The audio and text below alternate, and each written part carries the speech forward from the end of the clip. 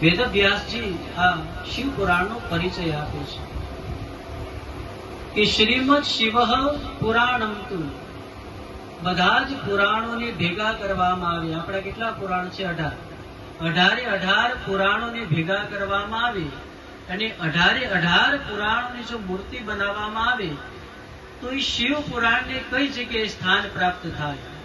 પુરાણમ તિલકમ સ્મૃતમ. તો એની અંદર શિવ પુરાણને 18 પુરાણનું મૂર્તિ બને તો શિવ પુરાણ એ પુરાણોમાં તિલકના સ્થાને અર્જિત થાય છે. આવું દિવ્ય અને ભવ્ય ભગવાન મહાદેવજીનું આ શિવ પુરાણ છે, જેની અંદર મહત શિવ પ્રિયમ રમ્ય, જેની અંદર ભગવાન સુરમ્ય એવા શિવ આની અંદરથી પ્રગટ થાય છે. અને ભવ રોગ નિવારણ, જે મારા તમારા ભવ રોગોનું નિવારણ કરે છે. આ રોગ તે રોગ એ નહીં, પણ બધા જ રોગોનું જે નિવારણ કરે તેને ભવ રોગ કહેવાય. અને આપણે બધા જ જન્મ દુઃખમ, જરા દુઃખમ, જાયા દુઃખમ, તથેવ ચ અંતકાલે મહાદુઃખમ તસ્મા જાગૃહિ જાગૃહિ.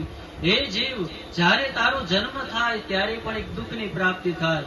જન્મ દુઃખમ, જરા દુઃખમ, જ્યારે મને તમને કોઈ પીડા, કોઈ તકલીફ, કોઈ બીમારી આવે ત્યારે પણ એક દુઃખની પ્રાપ્તિ થાય. અને જાયા દુઃખમ, જાયા એટલે કે વિવાહ પછીથી ધર્મ પત્નીની પ્રાપ્તિ પછી પણ દુઃખની પ્રાપ્તિ થાય. અને અંતકાલે મહાદુઃખમ તસ્માત જાગૃહિ જાગૃહિ. હે જીવ, હવે તું જાગૃત થઈ અને ભગવાન શિવને ભજી લે, જે તારા ભવે ભવ, જે પણ તારા રોગો છે બધા જ રોગોનું નિવારણ કરશે. ભવ રોગ નિવારણમ.